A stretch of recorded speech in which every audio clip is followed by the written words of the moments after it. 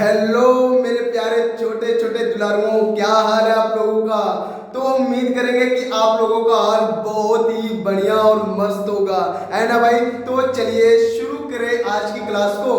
आज की क्लास ना बहुत ही ज्यादा यार, बहुत ही ज्यादा मोस्ट इम्पोर्टेंट है, ठीक है ना भाई। मैं ऐसा क्यों कह रहा हूँ, क्योंकि यहाँ से ना यार आपके बड़े बड़े नंबरों वाला बोर्ड एग्जाम में सवाल पूछा जाता है ना भाई, ठीक है ना। तो आज ऐसा क्या करने वाले हैं, आज ऐसा किस सवालों को लगाने वाले भाई। तो आज हम लोग प्रश्नावली 1.2 के जो हमारे अपरिमेय संख्याएं हो हैं उन्हें प्रूव करेंगे, है ना भाई। इसके पिछले वाले क्लास में हमने ये बताया था कि अपरिमेय संख्याओं को हम लोग प्रूफ कैसे करते हैं, है ना भाई। ये सारी चीज मैंने आपको बता दिया था। अगर आप लोग उस वाले क्लास को नहीं देखे हैं तो सबसे पहले आप इसके बेसिक वाले क्लास को देख लो, है ना भाई। फिर आज की क्लास को देखोगे ना तो आज की क्लास तब जाकर के आप लोगों को एकदम अच्छे से समझ में आएगा। ये बात समझ में आया कि नहीं आया भाई? बिल्कुल, ठीक है ना। तो शुरू करते हैं बिना देरी के भाई। ऐसे अपरिमेय संख्याएं जितने भी हैं उन सभी को प्रूफ कैसे करेंगे, है ना भाई। बिल्कुल, एक मिनट। चलिए ठीक है। तो मैंने हालांकि बेसिक क्लास में बहुत कुछ बताया था भाई। सबसे पहले आप उसे देख लेना भाई कि किस किस प्रकार के अपरिमेय संख्याओं को हमें प्रूफ करना है, कैसे करना है, किन नियमों के द्वारा करना है ना भाई, और किस प्रमेय के द्वारा करना है। सारी चीजें मैंने बता रखा है। अगर आप लोगों सारी चीजों को उसको देखते हो ना तो ये देखने में तब मजा आएगा आप लोगों को, है ना भाई। चलो ठीक है। ऐसे देखो करड़ी में दो एक अपरिमेय संख्या है, इस चीज को हमें क्या करना है, प्रूफ करना है। कैसे करना है, ध्यान से देखो। तो मैंने बताया था वहां पर बेसिक क्लास में कि भाई अपरिमेय संख्याओं को प्रूफ करने के लिए एक नियम के द्वारा प्रूफ किया जाता है, जिसे हम विपरीत नियम, विरोधाभास नियम या विरोधोक्त नियम कहते हैं, है ना भाई। इन तीनों का मतलब हमने वहां क्या बताया था कि उल्टा होता है। तो भाई हम विपरीत नियम से हम इस अपरिमेय संख्या को क्या करेंगे, प्रूफ करेंगे। कैसे करना, ध्यान से देखेंगे, आराम आराम से हम हर एक चीजों को सीखेंगे, है ना भाई। बिल्कुल, आपको भैया सिखाएगा बढ़िया से। चलिए ठीक है, ध्यान से देखो भाई। जब विपरीत नियम का मतलब क्या होता है, उल्टा। उल्टा का मतलब ये हुआ कि ये जो संख्या है उसका उल्टा क्या होता है, उसे मान लो, उसे क्या करो, मान लो। यहां पर आपको क्या दिखाई दे रहा है कि करड़ी में दो क्या है, एक अपरिमेय संख्या है। तो इसका उल्टा कौन सा संख्या होता है, तो इसका उल्टा परिमेय होता है। तो वही ये बोल रहा है कि भाई यहां पर जो भी संख्या लिखा हुआ दिखाई दे रहा है इसका उल्टा तुम मान लो, मानो। कैसे भाई, तो आप लिखोगे कि माना करड़ी में दो एक परिमेय संख्या है। एक क्या है, परिमेय संख्या है ना भाई। बिल्कुल, परिमेय संख्या ऐसे मान लिए। तो जब तुमने मान लिया, अब तुम क्या प्रूफ करोगे कि करड़ी में दो एक परिमेय संख्या है, ये प्रूफ करोगे। तो नया जैसे ये क्या बोला था भाई कि ये अपरिमेय संख्या है, लेकिन जब हम इस नियम की बात करेंगे तो इस नियम में हम इसे क्या मानेंगे, परिमेय संख्या मानेंगे। जैसे मैंने क्या कहा कि करड़ी में दो एक अपरिमेय संख्या है, लेकिन आपने क्या बोला कि ना भैया ना, ठीक है, वो परिमेय संख्या है। तो मैं कहूंगा भाई कि अगर तुम ये कह रहे हो कि वो परिमेय संख्या है तो प्रूफ करो। क्या करो, प्रूफ करो, ठीक है। तो प्रूफ कैसे करेंगे भाई, ध्यान सुनना। जो हमारे परिमेय संख्या होते हैं उसका मैसा कितना आता है, एक आता है। मैसा कितना आएगा भाई परिमेय संख्या का, एक आएगा। तो अगर ये ध्यान से एक चीज सुनिएगा मेरे बाबू, है ना, अगर ये परिमेय संख्या है तो इसका भी मैसा कितना आना चाहिए, एक आना चाहिए। अगर इसका मैसा एक आ गया तो ये क्या होगा, परिमेय संख्या होगा। और अगर इसका मैसा एक नहीं आया तो ये परिमेय संख्या नहीं होगा। ऐसा प्रूफ कर देंगे। तो इसका मतलब ये हुआ, वही बात हुआ बाबू, वही बात हुआ कि जैसे आपने बोला कि सर भैया ये क्या है, परिमेय संख्या। मैंने क्या कहा था, प्रूफ करो।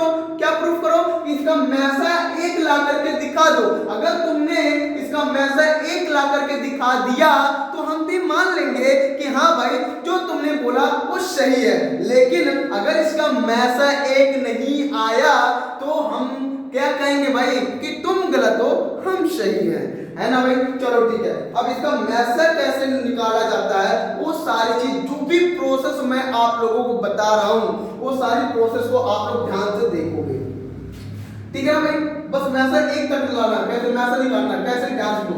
सबसे पहले हम लिखेंगे भाई कि अगर ये परिमेय संख्या है तो p बटे q के बराबर होगा। ऐसे पूरा स्टेप फॉलो कीजिएगा। हाँ लिखेंगे यहाँ p और q सह अभाज्य पूर्णांक है, सह अभाज्य पूर्णांक है, जहां q इज नॉट इक्वल 0, ठीक है भाई। अब क्या करना, जो स्टेप मैं फॉलो करने के लिए बोला हूं ना, ऐसे आपको स्टेप फॉलो करना है। और ध्यान दे, करड़ी में 2, करड़ी में 3, करड़ी में 5, करड़ी में 7, ये सारी जितनी भी सारी इस प्रकार की संख्याएं हैं उन सब का प्रूफ ना एकदम सेम ऐसे ही होगा, बस संख्याएं बस बदल जाएंगी, बस यही है। अब क्या करोगे, दोनों पक्षों का वर्ग करोगे, दोनों पक्षों का वर्ग करने पर, तो यहां पर लिखेंगे दोनों पक्षों का वर्ग करने पर कर लो भाई। तो करड़ी में 2 का स्क्वायर बराबर p बटे q का स्क्वायर, ये हो गया।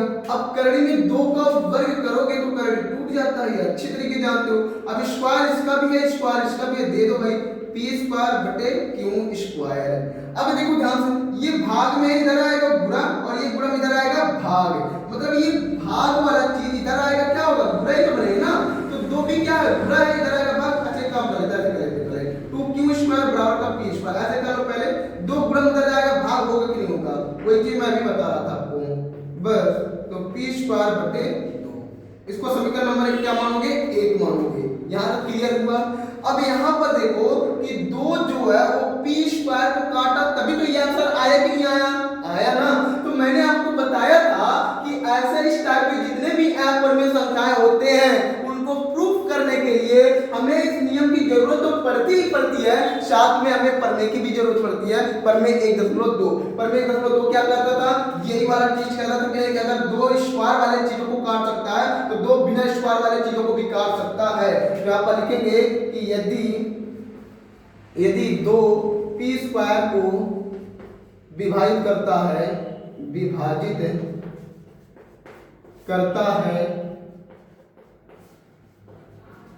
तो 2 p को भी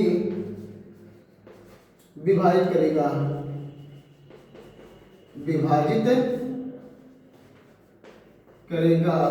जहां 2 अभाज्य संख्या है, ठीक है ना भाई। ये इस तरीके से हो गया। अब ध्यान से देखना थोड़ा सा, अब ध्यान से देखना। अब 2p को भी काटेगा तो बटे 2 बटे p बटे 2 हो जाएगा।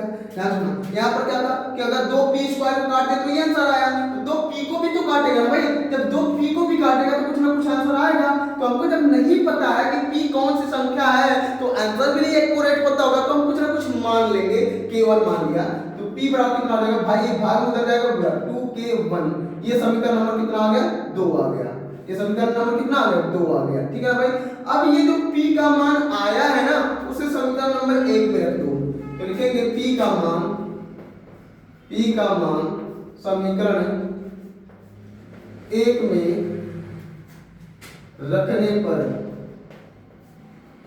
रखने पर चलो भाई, जब रखोगे p का मान समीकरण 1 में यहां रखो भाई, तो q का स्क्वायर बराबर p का मान क्या है भाई, 2k1, तो 2k1 का स्क्वायर बटे 2, तो q स्क्वायर बराबर, देखो इसकी घात कितनी है, 2 है, तो इसको हम कितनी बार गुणा करेंगे, 2 बार गुणा करेंगे। 2k1 बटे 2, 2 से 2 खत्म हो गया, तो q स्क्वायर बराबर, देखो 2 बचा है, k1 का गुणा होगा तो k1 का स्क्वायर हो जाएगा, है ना भाई। बिल्कुल ध्यान से देखते रहिएगा, ठीक है। हाँ बिल्कुल।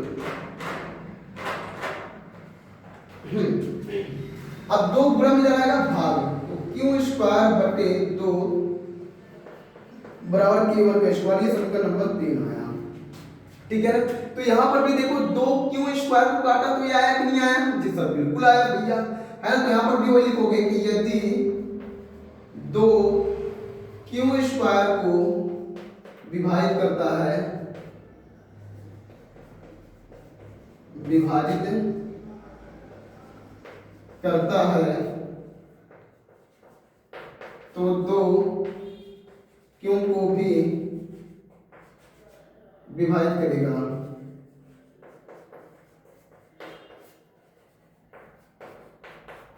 बस ये हो गया। तो दो क्यों को भी विभाजित करेगा तो कुछ ना कुछ आंसर आएगा कि नहीं आएगा, आएगा। K2 मान लो, दो भाग में उधर जाएगा बुरा, तो हो जाएगा क्यों बराबर का 2K2। ये समीकरण नंबर कितना हो गया, 4 हो गया। क्लियर है भाई, बिल्कुल। तो आप लोग एक काम करो, स्क्रीनशॉट ले लो, थोड़ा सा जगह रह गया भाई, थोड़ा सा मैं मिटा कर स्क्रीनशॉट ले लो, एक बार स्क्रीनशॉट ले लो, थोड़ा सा और लिखना भाई। बिल्कुल ले लिया, चलो ठीक है, इसको मैं मिटा दूंगा।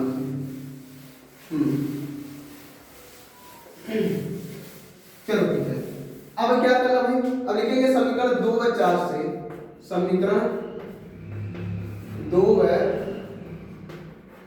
समीकरण 4 से P का गुणनखंड आया 2K1 और Q का गुणनखंड आया 2K2, तो HCF कितना हुआ भाई, HCF कितना हुआ भाई, आप जानते हो कॉमन चीज क्या होता है, HCF होते हैं 2।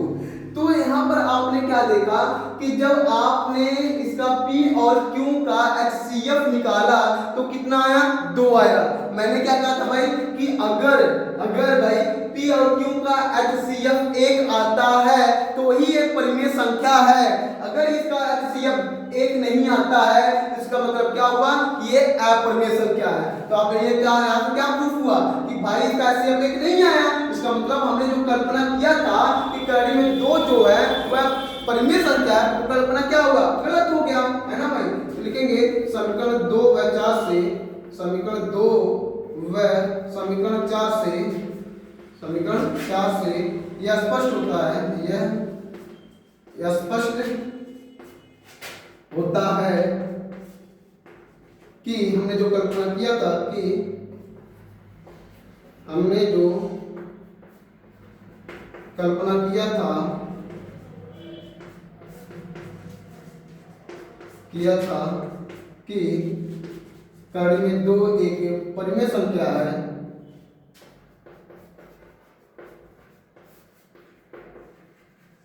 वह कल्पना गलत है,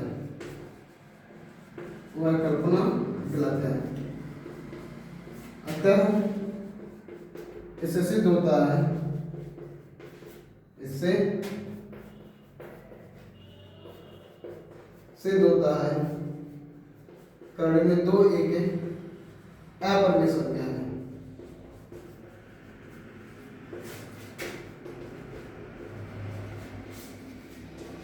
ठीक है ना भाई। तो इस तरीके से एक कड़ी में 2 आपका प्रूफ हो गया। ऐसे कड़ी में 3, कड़ी में 5 वाली संख्याओं को भी आप प्रूफ कर सके। तो वीडियो कैसा लगा कमेंट में जरूर बताइएगा। आज के लिए इतना ही, धन्यवाद।